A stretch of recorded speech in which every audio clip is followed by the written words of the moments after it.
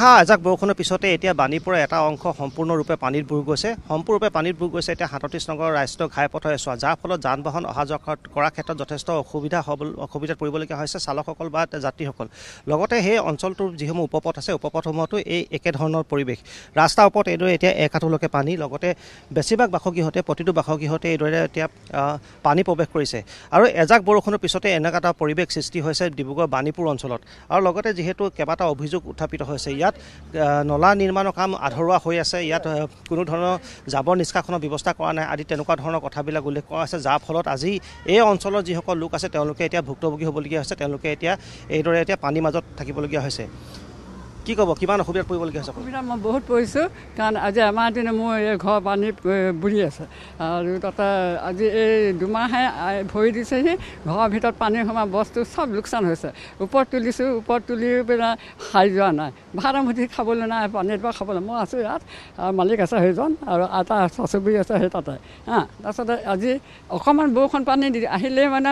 ঘৰৰ ভিতৰত পানী সোমাই যায় এনেকুৱা অৱস্থা ইয়াত নলা ব্যৱস্থা নাই কোনো মেইন ৰোডত নাই ইয়াতো নাই মানুহে এটা অহা যোৱা কৰিবহে পাৰিছে পানীখনত কিন্তু এই ব্যৱস্থাটো কৰিব লাগে ৰাইজক চৰকাৰক ক'ব লাগে সেই চব নাই প্ৰথম তাৰপিছত সেই বিপদত পৰি পেলাই মই থিয় হৈছোঁ আৰু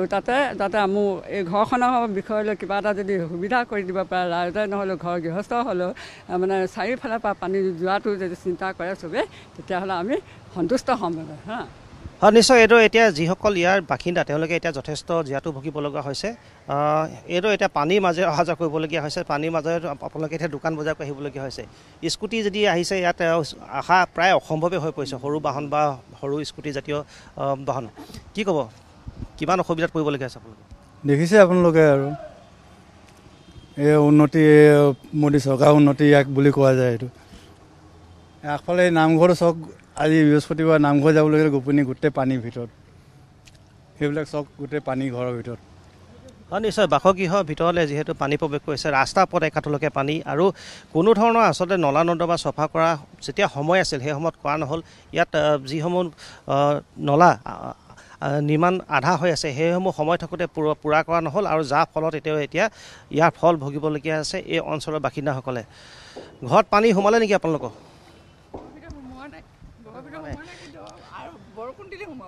কিমান অসুবিধাত পৰিবলগীয়া হৈছে পানীৰ কাৰণে সুবিধা মানে ঘৰৰ পৰা নামোৱাৰ লগে লগে আৰু পানীতে ভৰি দিব লাগে আৰু তাতো এই দোকান চোকান ওলাই যাবলৈ হ'লে সৰু নামঘৰত যাবলৈ হ'লে গোটেইখন পানীতে আৰু উপায় নাইকিয়া হৈ গৈছে আৰু আমাৰ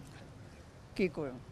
উপায় নাইকিয়া হৈ গৈছে এইটো কথা তেওঁলোকে উল্লেখ কৰিছে কাৰণ পানীৰ মাজে তেওঁলোকে অহা যোৱা কৰিবলগীয়া হৈছে মই পুনৰ দেখুৱাইছোঁ ইয়াত ৰাস্তাৰ ওপৰতে এইদৰে এতিয়া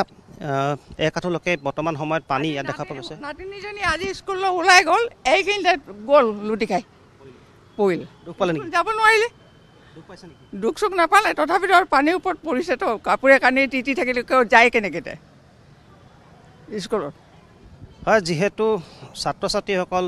স্কুললৈ অহা যোৱা কৰাৰ ক্ষেত্ৰত অসুবিধাত পৰিবলগীয়া হৈছে নামঘৰলৈ গোপীসকল যোৱাৰ ক্ষেত্ৰত অসুবিধাত পৰিবলগীয়া হৈছে আৰু প্ৰতিটো বাসগৃহতে এইদৰে এতিয়া বেছিভাগ বাসগৃহতে পানী প্ৰৱেশ কৰিছে আৰু এইদৰে এতিয়া যথেষ্ট অসুবিধাত পৰিবলগীয়া হৈছে এই অঞ্চলটোৰ লোকসকল এই অঞ্চলটোৰ ৰাইজ আৰু ইতিমধ্যে এটা অভিযোগ উত্থাপিত হৈছে যে সময় থাকোঁতে ইয়াৰ প্ৰশাসনে বা ডিব্ৰুগড় পৌৰসভাই যিসমূহ আধা বনোৱা হৈ আছে নলা নৰ্দমা সেইসমূহ পূৰা নকৰিলে এতিয়া বাৰিষা অহাৰ ফলত এইদৰে এতিয়া পানীয়ে উপচি পৰিছে যাৰ ফলত এনেকুৱা এটা অৱস্থাৰ সৃষ্টি হৈছে তাৰ লগতে ৩৭ নং ৰাষ্ট্ৰীয় ঘাইপথত হাজাৰ হাজাৰ যান বাহন অহা যোৱা কৰি থাকে এই ৩৭ নং ৰাষ্ট্ৰীয় ঘাইপথৰ ওপৰতো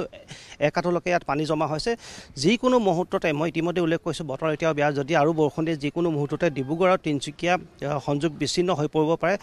ডিব্ৰুগড়ৰ লগত অৰুণাচলৰ সংযোগ বিচ্ছিন্ন হ'ব পাৰে তেনেকুৱা এটা পৰিৱেশ সৃষ্টি হ'ব পাৰে আৰু ইয়াৰ স্থানীয় লোকসকলে এইদৰে এতিয়া যিহেতু তেওঁলোকে পানীৰ মাজেৰে অহা যোৱা কৰিবলগীয়া হৈছে পানীৰ মাজে তেওঁলোকে নামঘৰলৈ গৈছে পানীৰ মাজে তেওঁলোকে বজাৰ সমাৰলৈ গৈছে আৰু এইদৰে এতিয়া তেওঁলোকে যথেষ্ট অসুবিধাত পৰি পানীৰ মাজত এইদৰে কক বগাবলগীয়া হৈছে আৰু এজাক বৰষুণৰ পিছতে নিশা যিহেতু এজাক বৰষুণ আহিছিল প্ৰায় দুঘণ্টা ধৰি এজাক মুখলধাৰ বৰষুণ হৈছিল আৰু সেই এজাক বৰষুণৰ পিছতে এনেকুৱা এটা পৰিৱেশ সৃষ্টি হৈছে ডিব্ৰুগড় বাণীপুৰৰ এইটো অঞ্চলত